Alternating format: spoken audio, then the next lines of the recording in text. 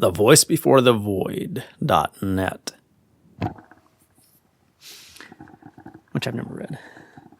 The Star Treader by Clark Ashton Smith. 1. A voice cried to me in a dawn of dreams, saying, "Make haste. The webs of death and birth are brushed away, and all the threads of earth wear to the breaking. Spaceward gleams thine ancient pathway of the suns, whose flame is part of thee, and deeps outstretch immutably, whose largeness runs through all thy spirit's mystery. Go forth, and tread unharmed the blaze of stars wherethrough thou camest in old days. Pierce without fear each vast, whose hugeness crushed thee not within the past. A hand strikes off the chains of time. A hand swings back the door of years. Now fall earth's bonds of gladness and of tears, and opens the straight dream to space sublime. 2. Who rides a dream? What hand shall stay? What eye shall note or measure meet his passage on a purpose fleet, the thread and weaving of his way? It caught me from the clasping world, and swept beyond the brink of sense. My soul was flung and poised and whirled, like to a planet chained and hurled, with solar lightning strong and tense. Swift as communicated rays that leap from severed suns, a gloom within whose waste no suns illume. The winged dream fulfilled its ways. Through years reversed and lit again, I followed that unending chain wherein the suns are links of light.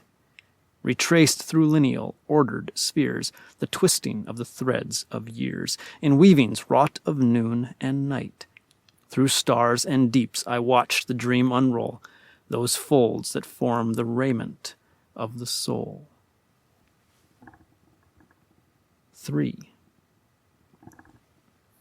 In kindling dawns of memory, each sun had radiance to relume a sealed, disused, and darkened room within the soul's immensity. Their alien ciphers shone and lit. I understood what each had writ upon my spirit's scroll. Again I wore mine ancient lives, and knew the freedom and the gyves that formed and marked my soul. 4. I delved in each forgotten mind, the units that had builded me, whose deepnesses before were blind and formless as infinity, knowing again each former world, from planet unto planet whirled, through gulfs that mightily divide, like to an intervital sleep. One world I found where souls abide like winds that rest upon a rose. Thereto they creep to loose all burden of old woes. And one I knew, where warp of pain is woven in the soul's attire, and one where with new loveliness is strengthened beauty's olden chain, soft as a sound and keen as fire, in light no darkness may depress. 5. Where no terrestrial dreams had trod, my vision entered undismayed, and life her hidden realms displayed to me as to a curious god. Where colored suns of systems triplicate bestow on planets weird, ineffable, green light that orbs them like an outer sea, and large auroral noons that alternate with skies like sunset held without abate.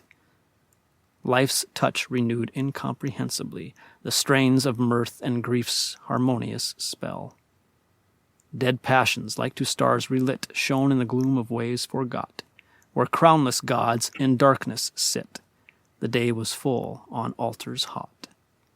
I heard, once more a part of it, the central music of the Pleiades, and to Alcyone my soul swayed with the stars that own her song's control.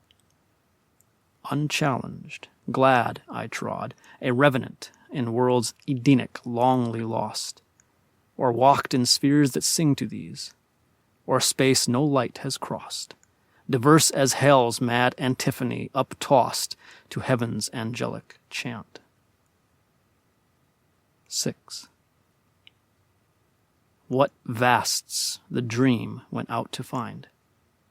I seemed beyond the world's recall, in gulfs where darkness is a wall to render strong Antares blind. In unimagined spheres I found the sequence of my beings round. Some life, where firstling mead of song, the strange imperishable leaf, was placed on brows that starry grief had crowned, and pain anointed long. Some avatar, where love sang like the last great star at morn, ere death filled all its sky. Some life in fresher years unworn upon a world whereof peace was a robe like to the calms that lie on pools aglow with latter spring. There life's pellucid surface took clear image of all things, nor shook till touch of death's obscuring wing.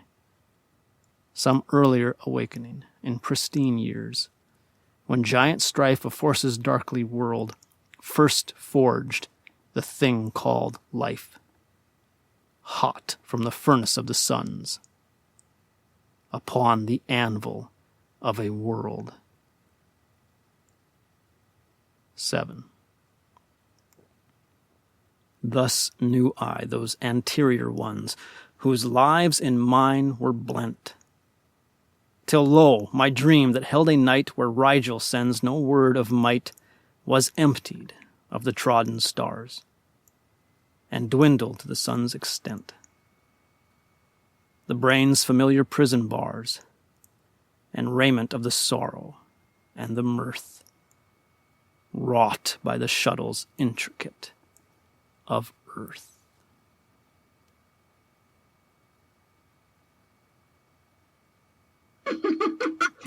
My sentiments exactly. Wow. Star I would Treader. to read and reread that one. Think so? I think to fully grasp it. Yeah. What do you think? I like that. That is what is called weird poetry. Clark Ashton Smith is probably the most recognized creator of such.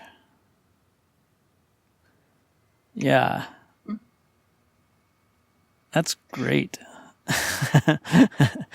That's fun. Seemed to be a lot going on there.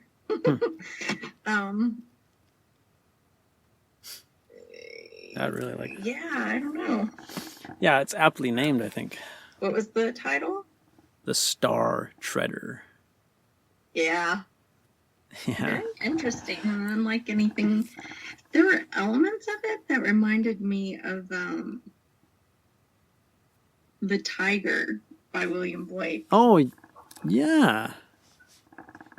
Yeah, interesting. Yeah. Huh. Was it? I hadn't thought of that comparison, but yeah, sure. Fire Burning Bright. I'm trying to remember it, but Yeah, Blake's poetry, gosh, could almost be called weird poetry. yeah. Yeah.